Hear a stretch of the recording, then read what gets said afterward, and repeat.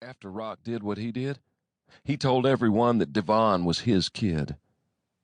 Everybody knew what had happened, but nobody said anything, even the ones who weren't scared of Rock. After Devon got out of the infirmary, he got a shank. That's a piece of metal you sharpen into a knife. One day he came up behind Rock in the cafeteria and stabbed him in the neck. Everybody saw it. We knew Devon had stuck him good, because they didn't send Rock to the infirmary. They called for an ambulance. The guards charged in and locked us all down so we couldn't see what happened after that. But later, we heard that Rock died before the ambulance came.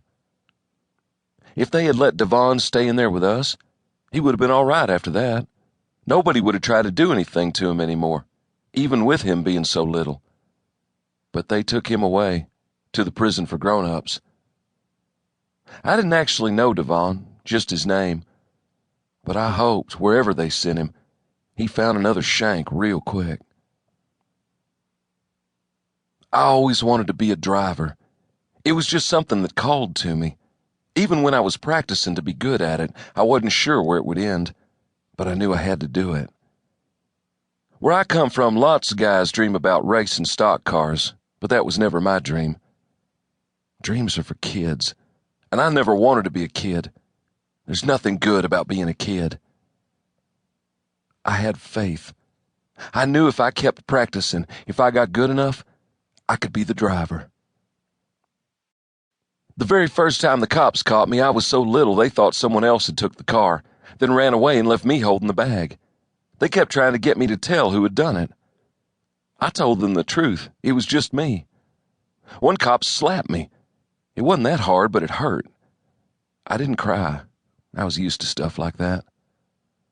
Another cop said I was being a chump, taking the weight for the older boys. He said they would all be laughing at me while I was in jail, but they didn't even send me to jail at all that first time. All cops lie. All thieves lie, too, when they talk to cops. That's the way it is.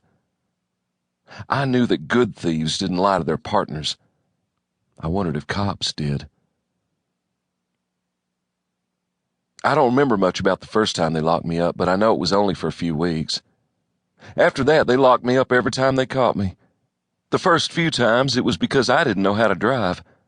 I know that sounds stupid, and I guess it was. What I mean is, I didn't know how to drive like a regular person, so I kept bringing attention on myself. One time, I got pulled over for going through a stop sign. The cop didn't even know the car was stolen until he saw how old I was. Then he knew the car couldn't be mine. Another time, I was just speeding and they got me. That time, it wouldn't have mattered even if I had looked old enough to drive, because I didn't have any of the papers the cop wanted.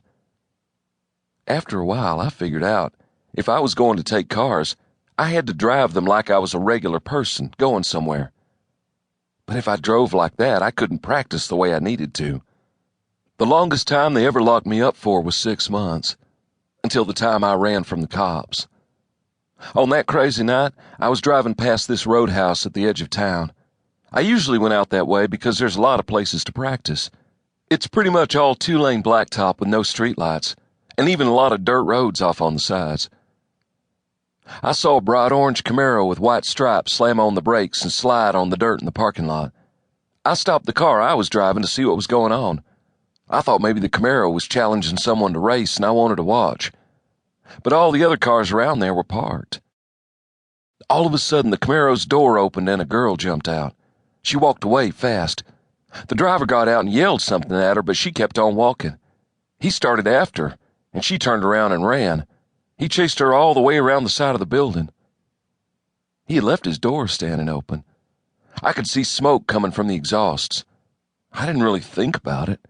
The next thing I knew, I was behind the wheel of the Camaro, peeling out of the parking lot. The Camaro was a terrific car, the first truly fast one I'd ever driven.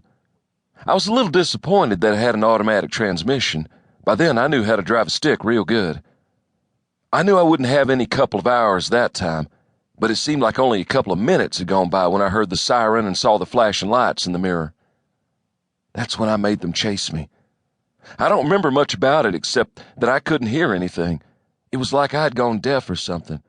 But it didn't scare me. Nothing scared me that night. I was driving.